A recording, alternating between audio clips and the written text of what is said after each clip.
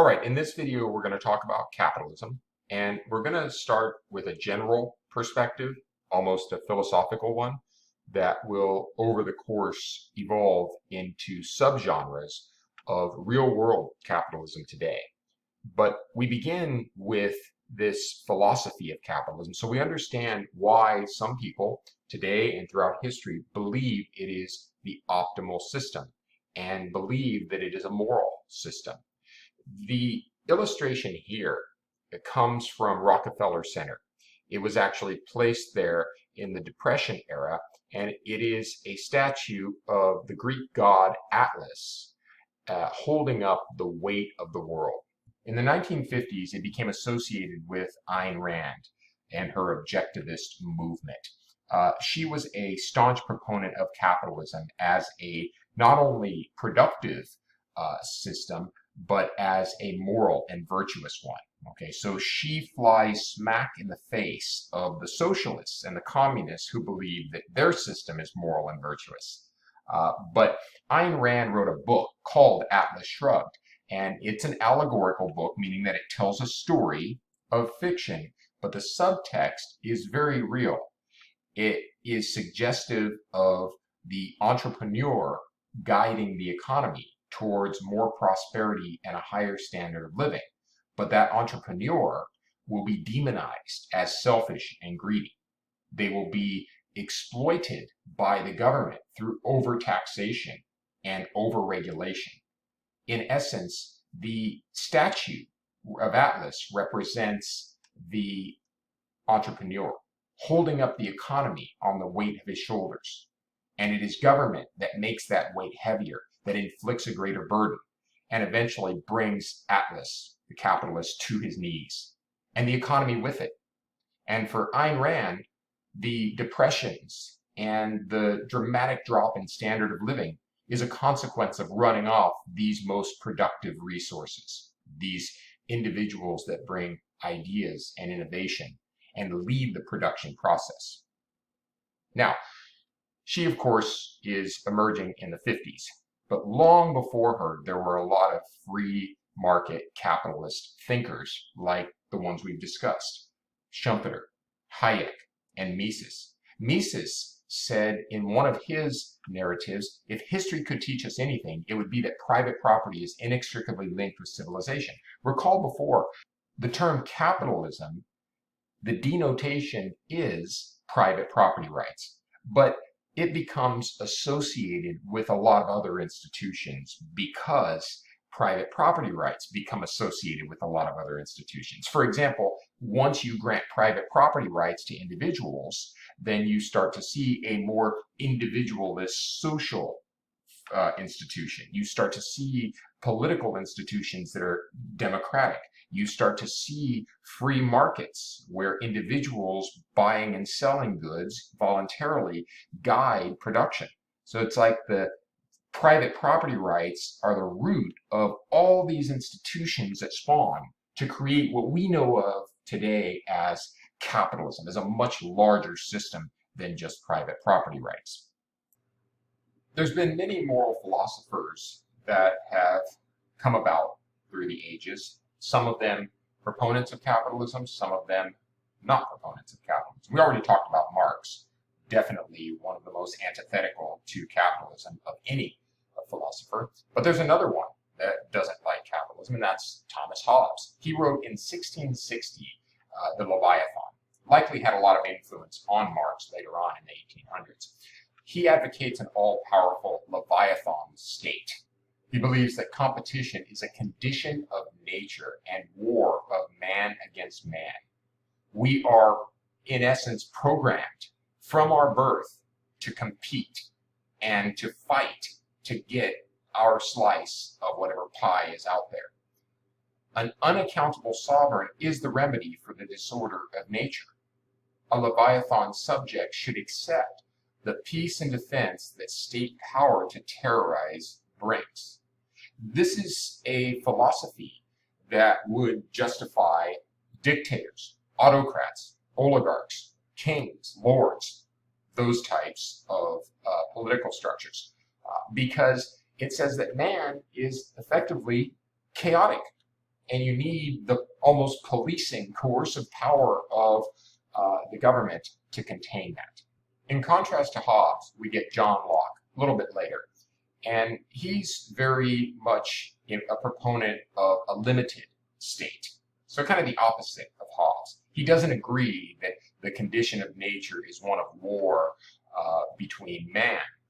Instead, he thinks there is a certain divine right that individuals have from their creator. He calls these natural rights. Property is a natural right derived from the addition of value.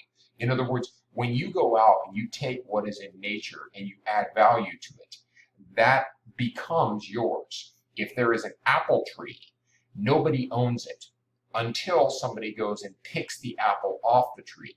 Now they have a certain natural right to that property. And you can see this throughout man's history, right? Where you have an entire landscape of untapped resources. But once somebody goes and begins to add their labor to that resource, they start to make it their own. This is not entirely different than what Marx was contending in his labor theory of value. But clearly, Locke and Marx are going to be opposite in their views of the optimal economic system. Locke further contends that natural rights give man the right to defend his life, health, liberty, or possessions. Now, for him, you are born with dominion over your own body. So you have the right to defend that property, which includes your life, your health, and your liberty. And from the natural rights, we also get those things you've added value to, your possessions. So you have the right to defend your possessions. In essence, if you run up to an apple tree and you climb it and you take a bunch of apples and then go home, and somebody comes along, puts a knife to your throat and says, "Give me those apples," and then stabs you, they have violated your life, your health, your liberty, and your possessions, the apples. Those were yours because you're the one that picked them. And John Locke says that you have every right to defend yourself against this.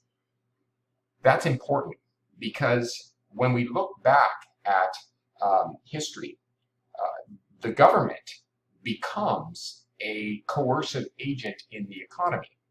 It is an agent that does take people's lives, their health, their liberty, and their possessions. Taxation is a confiscation of your possessions, right? Telling you that you cannot do a lot of things that would only affect you is an infringement on your liberty, so on and so forth. So John Locke is very frugal in his use of government. And that means that he believes government can only be created by a social contract. A government is created by the people to protect their natural rights. So the order of rights is this: people are born with natural rights. They then, because of those rights, create government through a contract. They determine what government can do and what they can't do in order to protect those natural rights, to keep that person from running up and taking your apples and killing you. Citizens submit to the determination of the majority and have no obligation to obey a government that violates the contract. So citizens of a nation have the right to overthrow a government that does not live up to the social contract.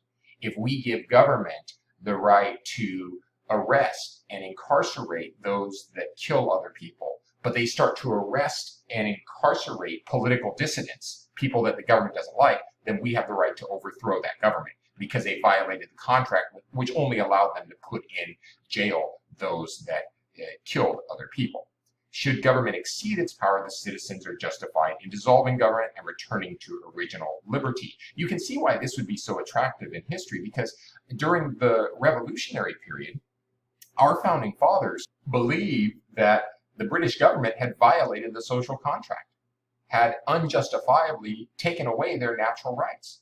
You know, the old saying, no taxation without representation, right? The government was taking possessions that were beyond those which were allowed.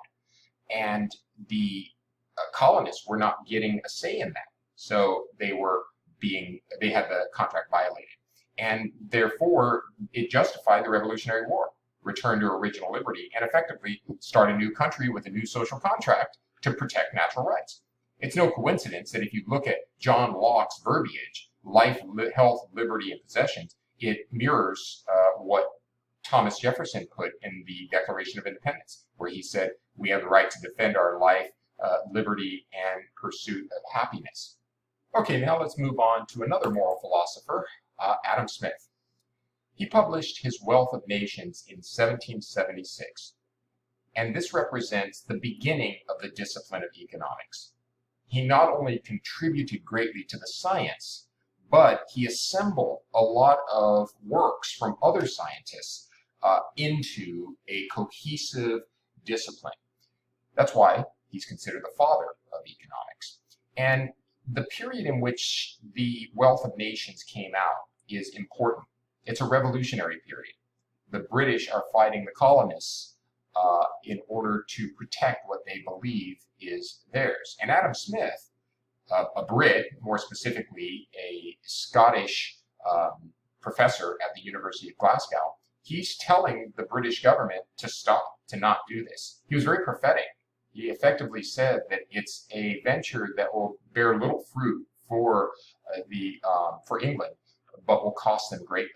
And a lot of these moral philosophers, they were students of history. They saw what happened to the great empires of the past, the Greek Empire and the Roman Empire. They saw how they overextended themselves, building massive armies, fighting every battle, and in the end, destroying their economic might, which eventually brings about a collapse of that power.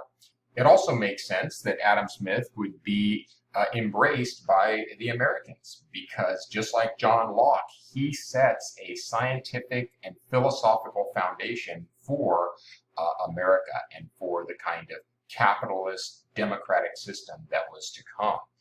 Smith refutes Hobbes' notion of self-interest as destructive. He accepts that it's there, that people do prioritize their own interest and those that are closest to them before others, but he doesn't see it as destructive.